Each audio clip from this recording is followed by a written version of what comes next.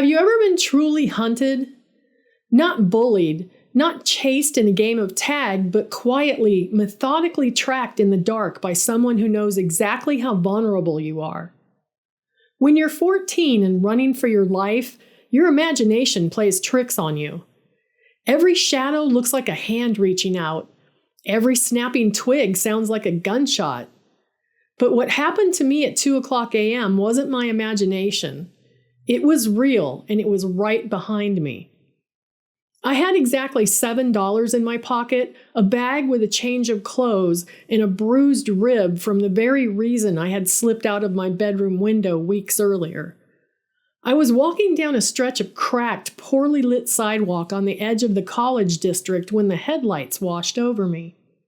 It was an old, heavy sedan, crawling along the curb at a walking pace, just keeping time with my steps. I sped up. The engine revved softly, tires crunching over broken glass to match me. My breath caught in my throat. I crossed the street, hoping they would just drive on. Instead, the car pulled a slow, deliberate U-turn, its headlights pinning me against the darkness, and kept following. My heart hammered a frantic rhythm against my bruised ribs. I was a child playing a very dangerous game of survival, and the passenger window was slowly rolling down. I didn't wait to see the face inside.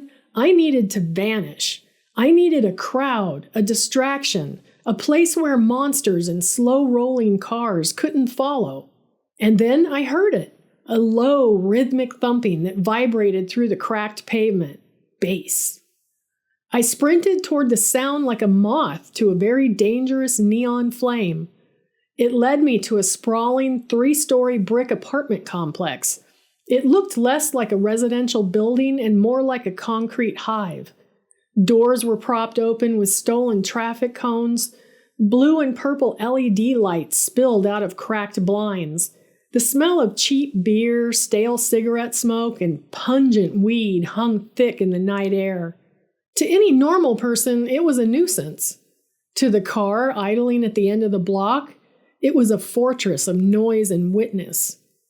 I didn't look back. I took a deep breath, adjusted the straps of my bag, and practically dove through the open wrought iron gate. I was crossing the threshold into a lawless land, a 14-year-old sheep deciding to crash in a den of wolves simply because it was the only way to escape the predator on the street. The first thing you need to understand about this building is that it wasn't just a place where parties happened. The building was the party. It was an ecosystem. There were probably 20 apartments in total, and I quickly realized that about 15 of them operated on an open-door policy. That first night, I crept in expecting to be thrown out by, well, anyone, but the glances I received weren't even curious. And here's the funny, twisted reality about heavily intoxicated, stoned young adults.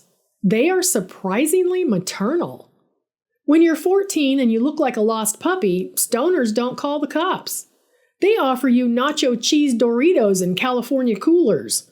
I didn't have to scavenge at all. I became a sort of unofficial stray mascot for the building. People would just hand me things. Piece of pizza? Here you go, honey. A bowl of questionable chili? Eat up, sweetie. The absolute highlight of this weird culinary journey happened around 11 o'clock on a Tuesday night. I wandered into apartment 2B, lured by the smell that cut right through the stale beer and weed smoke. It was the heavenly scent of frying oil. Standing at the stove was a guy named Dave, wearing a backwards cap and an apron over a t-shirt that looked 100 years old. He was stoned out of his absolute mind, but he was operating with the precision of a Michelin star chef. "Hey," Dave said, barely blinking his bloodshot eyes as I walked in. "You like fried chicken?" That night, in the middle of the thumping bass of reggae music and people passing out on the living room floor, Dave gave me a master class. He showed me how to double dredge the chicken in seasoned flour. He explained the absolute necessity of a buttermilk soak. He taught me how to flick a drop of water into the hot oil to test the temperature. It was surreal. I was a runaway kid hiding from the world, learning the secrets of perfect crispy fried chicken from a guy who couldn't remember his own zip code. When the clock hit 4:00 a.m. and the bodies started dropping like flies onto bean bags and sticky carpets, I simply found a small alcove between a wobbly bookshelf and a humming radiator. I curled myself into a tight ball, pulled my hoodie over my face, and fell asleep to the lullaby of the party raging around me. This became my life for the next 2 weeks. I became a nomad, migrating from apartment 1B to 2C to 3A, depending on where the music was best and who was cooking. But I wanted to blend in completely. I didn't just want to be the stray kid. I wanted to be a part of the group. So I started partaking. I remember the first time I smoked weed. It was sitting on a stained couch next to a guy who was intensely explaining the plot of Apocalypse Now to a houseplant. A joint was being passed around the circle. When it got to me, my 14-year-old brain questioned, should I? But my survival instinct whispered, blend in. I took a hit. I coughed until my eyes watered, but to be honest, I didn't feel anything that first time. Then came the alcohol. I couldn't exactly walk up to the keg and pump it, so I played drink roulette. I would wander around picking up solo cups that had been abandoned on speakers or windowsills. A sip of flat beer here, a gulp of aggressively strong fruity vodka there. I was 14, slowly getting high on first-hand smoke, buzzing on warm, mysterious alcohol, and living completely off the grid. It was an intoxicating, chaotic freedom. But freedom in the dark always comes with monsters. And here is where the humor stops. When you're that young and you surround yourself with heavily intoxicated adults, the math is never entirely in your favor. Sure, Dave the chicken guy was great. The girls crying in the bathroom over their boyfriends just patted my head. But the sharks always see the blood in the water. There were guys in that building, older guys, the ones who didn't seem to go to the local college, the ones who just lingered, who looked at me differently. It started subtly. I was sitting in the corner of a third-floor apartment when a guy in his mid-20s sat down next to me. The smell of stale beer and unwashed clothes rolled off him. "You look a little young to be crashing in this shithole," he slurred, reaching out to touch the fabric of my jeans, blocking my path to the door. "You should come chill in my room. It's quieter. I'll take care of you. I'll take care of you." The most terrifying sentence a runaway can hear from a stranger. I shoved past him and bolted. There were too many guys like that. Guys offering me special drinks. Hands that lingered too long on my waist in the hallway. I realized very quickly that my invisibility cloak had holes in it and predators were peeking through. But then there was Hank. Hank was a regular in the building, but he wasn't a shark, and he wasn't exactly a stoner either. He was maybe 20, ridiculously handsome in a scruffy bedhead kind of way. He had piercing blue eyes that seemed to take in everything while giving away nothing. He was aloof, semi-nice, and spoke mostly in grunts and head nods, but Hank noticed things. If a creepy guy cornered me in the kitchen, Hank would suddenly appear, leaning against the fridge, arms crossed, staring the guy down until he muttered an excuse and walked away. Hank never made a big deal out of it. He'd just toss me a soda, touch my cheek, and walk off. He was the quiet, brooding bouncer I didn't know I had.